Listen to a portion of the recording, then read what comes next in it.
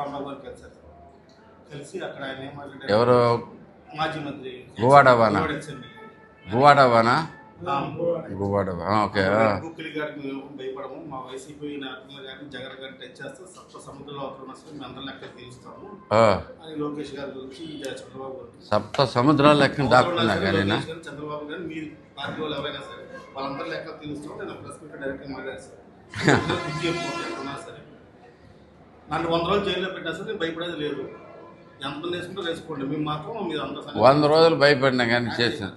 ఇప్పుడు ఆయనకి కూడా డౌట్ వచ్చింది. బేసికల్ రెడీ ఉంది నెక్స్ట్ నేను అని చెప్పేసి. ఇప్పుడు ఆయన ఎందుకు వెళ్ళాడంటే అక్కడికి వెళ్ళి ఏ జైలు అయితే బాగుంటుంది, దాంట్లో ఏ గది సౌకర్యవంతంగా ఉంటుంది, దీంట్లో నుంచి అవన్నీ తెలుసుకోవడానికి వెళ్ళాడు. అక్కడ అవన్నీ తెలుసుకుని వస్తారు. కానీ దానికి అంతకు మించి అక్కడికి వెళ్ళాం కదా, ఏదో ఒకటి మాట్లాడాలి, మళ్ళీ మాట్లాడకపోతే లేదు. ఈ మధ్యకాలంలో కొత్తగా వినపడుతున్నాయి, నేను తీసేస్తున్నారని. ఏదో ఒకటి అక్కడికి వెళ్ళిపోయి స్టేట్మెంట్ ఇవ్వాలంటే ఆ స్టేట్మెంట్ ఇచ్చేది కూడా భయంగా దీంతోనే బిక్కుమంటూ అటు ఇటు చూసుకుంటే ఇచ్చాడు. వాటి గురించి మనం మాట్లాడాల్సిన పనే లేదు. ఆయన ఆల్రెడీ జనాలు అందరూ మర్చిపోయారు. మనం కొత్తగా ప్రత్యేకంగా ఆయన గురించి మాట్లాడుకుని చేసుకునే పని. అయినా కానీ ఒకటైతే గ్యారంటీ, ఇక దగ్గరలో నాకు కూడా ఉందని చెప్పేసి ఆయన కూడా గుర్తించాడు. దాంట్లో బేసిక్ నెక్స్ట్ నేనే అనేది కూడా ఆయనకు అర్థమవుతున్నట్టుంది. సో వెళ్ళిపోయి కొంచెం మంచి లొకేషన్ చట్టగా ఉంటే, పరిస్థితులు ఎట్టా ఉంటే, నేల మీద పడుకోవాలా, దుప్పట్లు ఇస్తారా, ఇస్తారా అని అన్నీ తెలుసుకుని భయపడతా వణుక్కుంటూ తిరుగుతున్నాడు.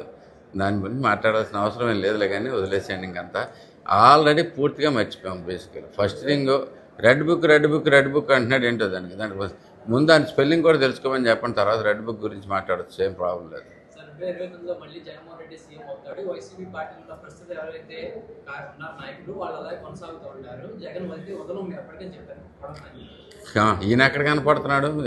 ఏ రకంగా వస్తారు? ప్రజా సమస్యల మీద ఏ రకమైన పోరాటాలు చేస్తున్నారు ప్రజలు ఇప్పుడు ఎంతసేపు మాకు హోదా ఇవ్వండి, దీంట్లో ఇవ్వండి, అది ఇవ్వండి, ఇది ఇవ్వండి అని చెప్పి జనాలను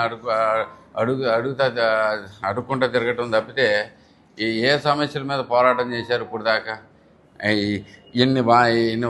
ఇప్పుడు గుడివాడలోనూ చూసుకుందాం. గుడివాడలోనూ చూసుకుంటే కొన్ని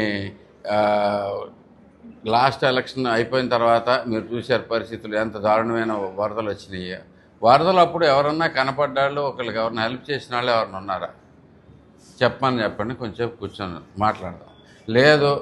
లేదు ఒక సమస్య ఏదైనా కానీ సమస్య వచ్చినప్పుడు ప్రజల తరపున మేము ఉన్నామని చెప్పి ఏ రోజన్నా వచ్చారా? మళ్ళీ వాళ్ళు డబ్బులు చేసుకుంటానికి, మళ్ళీ వాళ్ళు తీసుకుంటానికి ఏదో రకంగా అవకాశం ఉంటేనే వాళ్ళైనా ముందుకు వస్తారు. మీరు ఒకటి గుర్తుపెట్టుకోండి, ప్రభుత్వంలో ఉన్నా లేకపోయినా ఎప్పుడైనా కానీ ప్రజల తరపున పోరాటం చేసేది తెలుగుదేశం పార్టీ మాత్రమే, తెలుగుదేశం కార్యకర్తలు మాత్రమే. మీకు క్లారిటీ ఉంది. ఏ రోజైనా కానీ ఇక్కడ చూడండి, ఇక్కడ ఎంతమంది కూర్చుని ఉన్నారు. బేసికల్లీ ఎంత అవమానాలు క్రియేట్ చేసినా కానీ, ఎంత దారుణమైన పరిస్థితులు క్రియేట్ చేసినా కానీ, బయటకు వస్తే అరెస్ట్ చేసే పరిస్థితులు ఉన్నా కానీ ఎవరైనా ఒక్కళ్ళు తగ్గిన వాళ్ళు ఎవరి నుండి చెప్పండి. బేసికల్లీ ప్రజా సమస్యల మీద పోరాటం అంటే అలా ఉండాలి. అలాంటి పోరాటాలన్నీ మానేసి మేము సడన్గా మమ్మల్ని వాళ్ళే గెలిపించేస్తారు అంటానికి గతంలో 2019లో ప్రజలు మోసపోయారు. ఈయన వచ్చి ఏదో చేస్తాడు, అట్లీస్ట్ ఏం చేయలేకపోయినా కానీ ఉన్నదన్నా కంటిన్యూ చేస్తాడనే ఉద్దేశంతో మనకు ఏదో ఇంకేమైనా వేరే పథకాలు ఏమైనా ఇస్తాడనే ఉద్దేశంతో ఏమైనా కొంచెం ప్రజలు మోసపోయారు. తీరా చూస్తే పథకాలు దెబ్బేశాడు, అసలు అభివృద్ధి అనేది నాశనం చేశాడు, ప్రజలు అధోభయంలో ఉండిపోయారు. ప్లస్ అదే కాకుండా బయటకు వచ్చి మాట్లాడాలంటే భయంకరమైన పరిస్థితులు క్రియేట్ చేశారు. ఇప్పుడు జరిగే వాటిలోంచి పరిణామాలు మనం క్లియర్గా చూసుకుంటే ఏ రోజైనా కనుక ఏదైనా కానీ చేసినప్పుడు ఇప్పుడు ఎగనెస్ట్గా చేసిన ప్రతి తెలుగుదేశం కార్యకర్త అయినా కానీ చంద్రబాబు నాయుడు గారు స్పష్టంగా ఆయన వాళ్ళ మీద కూడా కేసులు పెడతానే ఉన్నారు.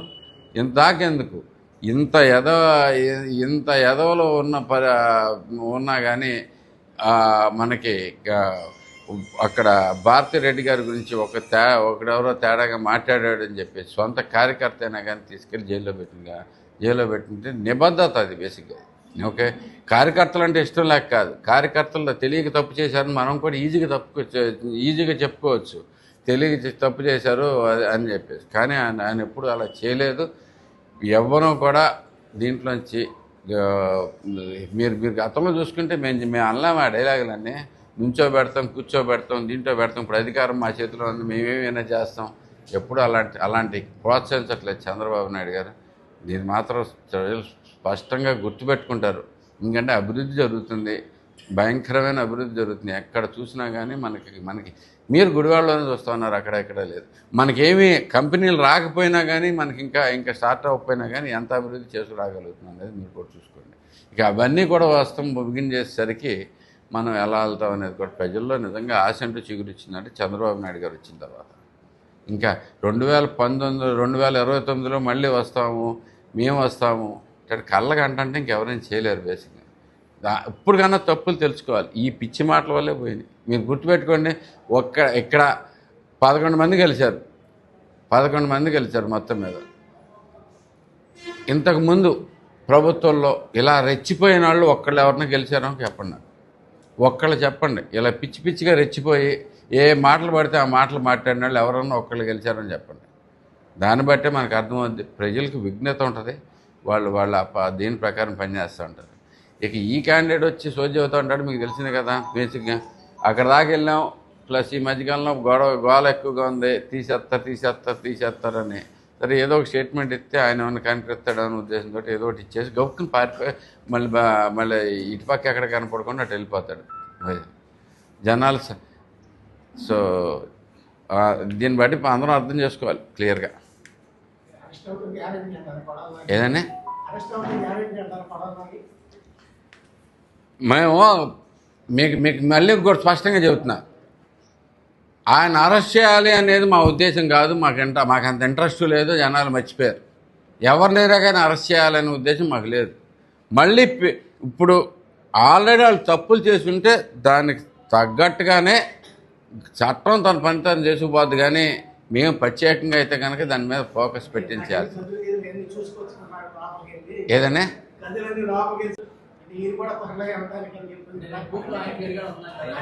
అంటే నేను అనేది ఏంటంటే ఆయనకి తెలుసు ఏం జరుగుతుంది అనేది. ఎందుకంటే ఎన్నాళ్ళు 20 ఎంత లేదన్నా 20 ఏళ్ళు శాసనసభ్యుడిగా ఉన్నాడు. ఓకే, ఏమవ్వబోతుంది అనేది తెలుసు. ఎందుకంటే తను చేసిన పాపాలన్నీ ఇప్పుడు బయటకు వస్తున్నాయి. బేసికల్లీ ఏదో ఒకటి అవుతుందనే ఉద్దేశంతో ఆ భయంతో ఉన్నాడు. వెళ్ళాడు, ఎట్లా ఉంది బాస్, ఎలా ఉంది బాస్, దీంట్లో ఎట్లా ఉంది, మంచినీళ్ళు ఇస్తారా, కాఫీలు ఇస్తారా, టీలు ఇస్తారా, దీంట్లో ఏమి ఇస్తారు, మనకేం చేయాలి, కిల్లు మనకి మరి ఇప్పుడు మానేజాడు లేదు. మరి హార్ట్ అటాక్ వచ్చిన తర్వాత ఏ ఉంటాయిగా గొట్టకాలు అలాంటి ఏమైనా దొరికితే లేదా, మొత్తం మీద అసలు దాని పరిస్థితి ఏంటి, ఎట్లా మెయింటైన్ చేయాలి, ఏ జైలు అయితే బాగుంటుంది, ఇట్లాంటివి కనుక్కొని వచ్చి ఉంటాడు మోస్ట్లీ. ఏదే అరెస్ట్ చేస్తానని భయం ఉంది కాబట్టి 100 రోజులని ఆయన ఓపెన్ అయ్యారు. 100 రోజులు అది కూడా టైం కూడా ఆయనే పెట్టేసుకుంటున్నాడు బేసిక్గా. అయితే నిజమేంటనేది జనాలకు తెలుసండి. ఇప్పుడు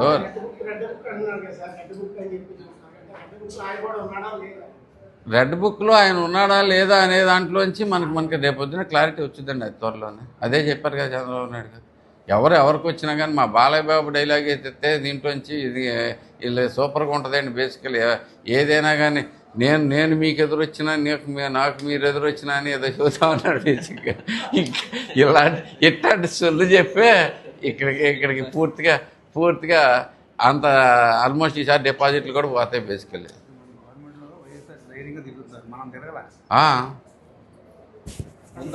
శాసనసభ్యులు